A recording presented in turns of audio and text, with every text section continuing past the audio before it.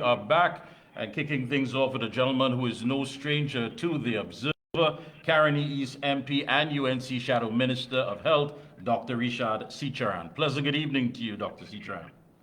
Good evening, Mikee, and good evening to everyone. Thank you so much. We're in the midst of something here that, a lot of talk it's been bandied about.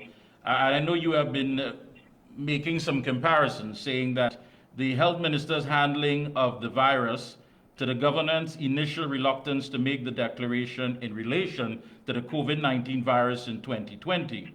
You say, as it is now, dengue is becoming the COVID-19 of 2024.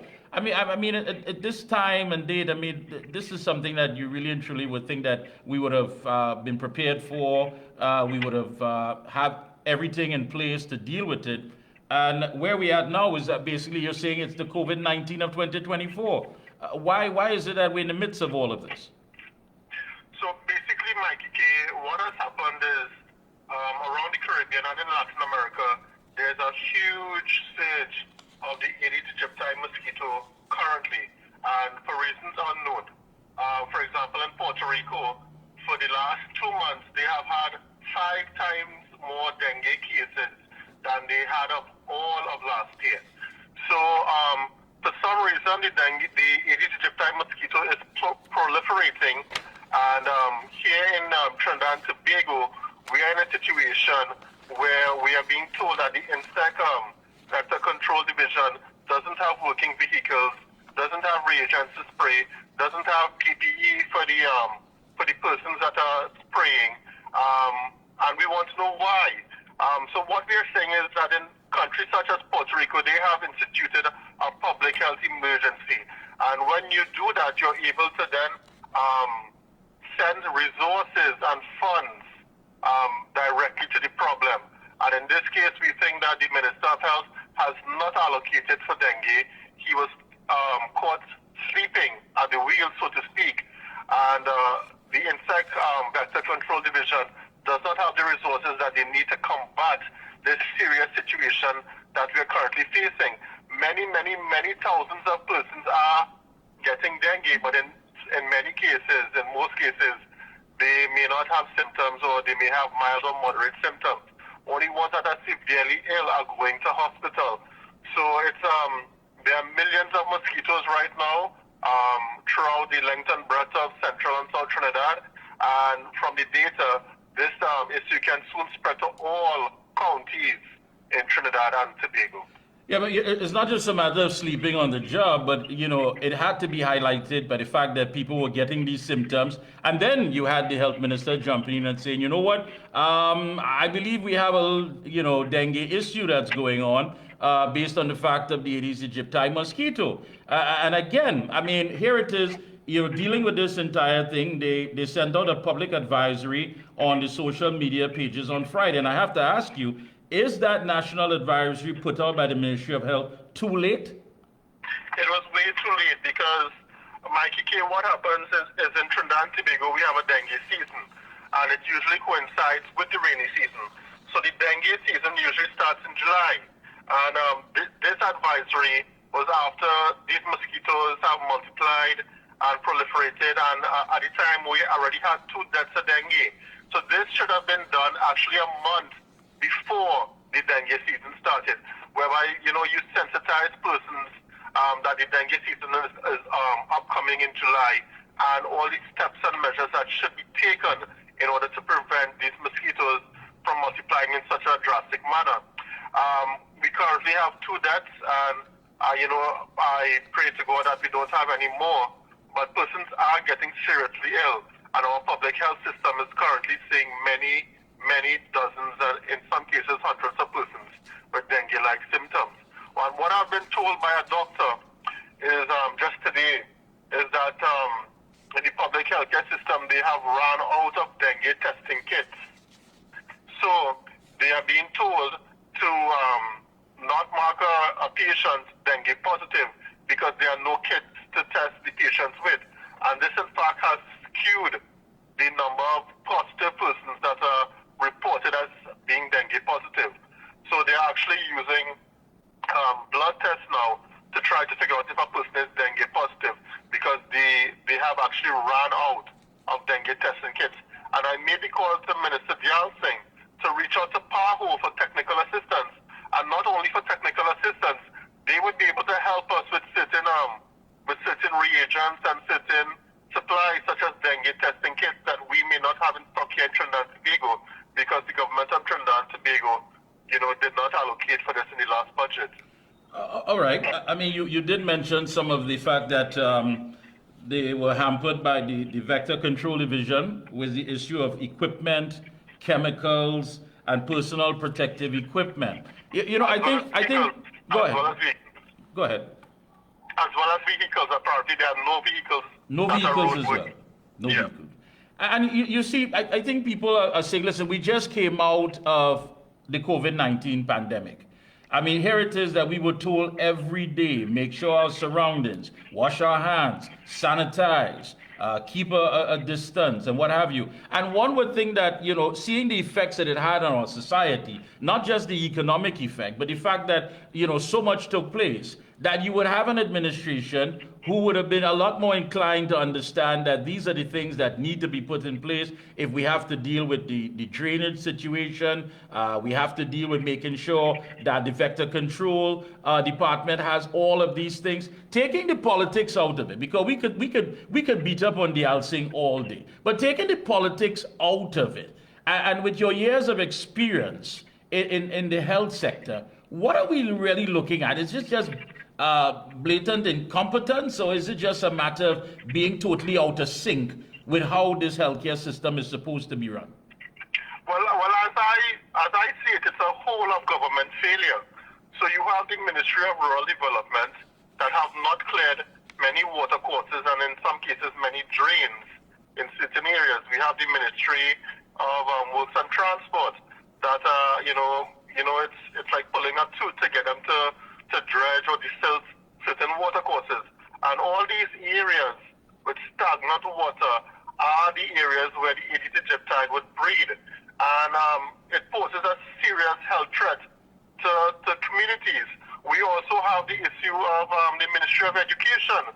We also saw where the abandoned construction project of the Karapi Chaima West Secondary School, where an official was quoted as saying the infestation of larvae of the Aedes aegypti mosquito on the abandoned construction site was overwhelming. And students at the nearby Karapi Chaima West Secondary School, the one that they currently use, the old one, they had to abandon their classes because they were being bitten while they were writing their exams in the class. And there are reports that at least a couple teachers have gone down with dengue at that school. So you're asking teachers, you're asking students, you're asking staff to attend school, and they are being subjected to the Aedes aegypti mosquito and possibly dengue. And this is inhumane. And this is the Ministry of Education. And we have the head of tutor, Martin Lumpkin, saying that the Ministry of Health should make it a priority to spray all schools immediately. So, for me, it's a whole of government failure. You have the Ministry of Health, you have the Ministry of Education, you have the Ministry of Works and Transport, as well as you have the Ministry of Local and Rural Government. And they have all failed in their mandate to citizens of Trinidad and Tobago.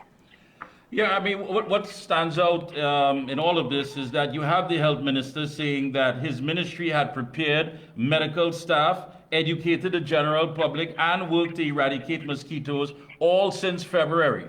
So he's talking about all back in February, he was already setting things in place to deal with this. When in fact, how could that be?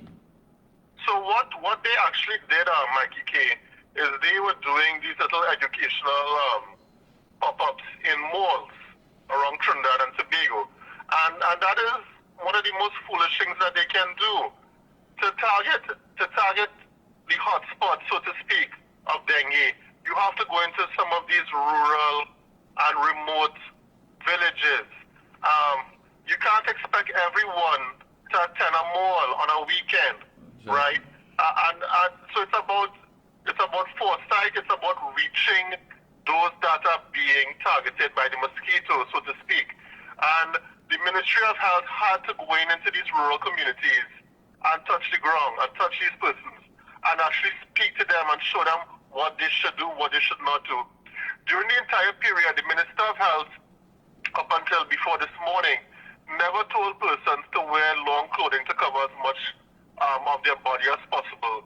He never told them to use insect repellent as a means of trying not to get bitten by the mosquito. He never told them to use mosquito nets. He never even told them when the mosquito usually comes out to bite persons, which is usually in a couple hours right after sunrise and a couple hours right before sunset. So it's a mosquito that usually doesn't bite during the day, and persons need to know these things in order to better protect themselves from the mosquito. So for me, it was a failure by the Ministry of Health in terms of their public health care campaign. It was not targeted. Apparently, the Ministry of Health officials prefer to be in the mall in which they could set up their little kiosk in order to educate persons. But around the world and in many countries, as you would see in Brazil and whatnot, their ministries of health, they go directly into the villages and they talk to the persons as well as they give them supplies and reagents, mosquito nets, insect repellents, and all of these other stuff that they would need to protect themselves from being bitten. Yeah, I mean, when you give us that, that narrative, the description there seems as some far off place, but I mean, we are talking about Trinidad and Tobago. Some people would say oil-rich Trinidad and Tobago, and yet still we can't just get the basic things right. Now, the health minister is saying that, spraying would have been something as not early, because there's a tendency that the mosquito can become somewhat immune to the spray, and overspraying can be harmful to the citizens. Now, Mikee, I would like the Minister of Health to tell the nation how many vehicles are that are roadworthy in the insect vector control division, as well as how much reagents the ministry has in order to spray. That is a very, very apt excuse, in my opinion, when you don't have those things in place in order to protect the citizens of Trinidad and Tobago. yeah, and of course he made it quite clear that this is a global, as far as it goes. He said that from the World Health Organization, it's a dengue global situation, which was dated May 30th. Let me ask you, what has the opposition done to undertake to assist corporations in this matter? So our corporations, the chairman of many of our corporations, as well as the ones where we have a mayor, they have been very proactive and they have been on the ball. We have the mayor of Siparia, Mr. Meru, as well as we have the Pinal Debe Regional Corporation Chairman Gautam Maraj, as well as many other chairmen. They have been very proactive in trying to use the corporation's resources in order to spray and defog many areas. Mr. Maraj, Chairman Maraj, has actually instituted an extra shift, morning shift in the corporation, whereby he's trying to defog many areas, and he has told me that he's defogging at least 1,000 houses or households per day, and that's ongoing. So they are using the corporation resources in order to pick up the slack, which the Insect Vector Control Division actually has dropped the ball on. And what Chairman Gautam Maraj has also told me is that the corporations have not gotten their allocation for developmental works. And what this has done, it has hampered them in terms of clearing certain water courses and building drains and culverts, as well as repairing bridges. And had they had these monies, they would have been able to do a lot more work to clear the stagnant water that is present in many of these corporations. So they are hamstringed, but they are doing the very, very best that they can with whatever resources they have. And I also made the appeal to Minister Faris Alwari to assist the corporations as best as he can through central government, because they really do need the funds to be through central government to be cleared to assist these communities in central and south Trinidad. Yeah, I mean, here it is, you have to be begging for these things when in fact they should be equipped with it. Let me ask you, as far as the large percentage of confirmed cases are in what area geographically? So from the Ministry of Health, they have done it by county. And apparently what they're saying is that County Caroni has 31% of confirmed cases, County Victoria has 29% of confirmed cases, and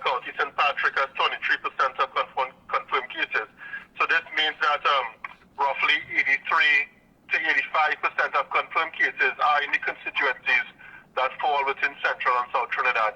So this is a public health emergency, in my opinion. Many persons are becoming sick. They are losing thousands of man hours in terms of work hours, as well as some persons that may be, a little more susceptible because of whatever pre-existing illnesses they may have. We have seen that at least 2 persons have died already, and may they rest in peace. Yeah, I mean, that's very something. And what are some of the suggestions that you would give to the health ministry at this time? I mean, because, as much as we definitely take out the politics out of it, we can see where many of these corporations are deliberately being starved for funds. And at the end of it, the end result is that they're unable to go out there and do the work that is needed to protect the Burgesses. So persons, on the whole, must be vigilant of anyone that's displaying dengue-like symptoms. That would be like a high fever, headache, pain behind the eyes, muscle and joint pains. As well as you have to know the symptoms of persons with severe dengue, and those persons have to go to a health professional or the public health care system. And those are persons with severe abdominal pain, persistent vomiting, rapid breathing, and bleeding from their gums and nose. And most importantly, persons should try to wear clothes to cover as much of the body as possible. They should use mosquito nets, they should use window screens, mosquito repellents, coils, and vaporizers. But, they must look after their surroundings in terms of preventing mosquitoes from laying eggs, such as their environmental management and modification, disposing of solid waste properly, and removing artificial man-made habitats such as, plant sources and little buckets, anything that can hold stagnant water around their properties. And they must cover, empty, and clean any water storage containers on a weekly basis and apply the appropriate insecticides to outdoor water storage containers. So these are things that the minister should have come out way in advance. As you said, WHO has declared that dengue is a situation that's happening, that is proliferating around the world. And in my opinion, the Minister of Health had forewarning from the WHO that this would be an issue.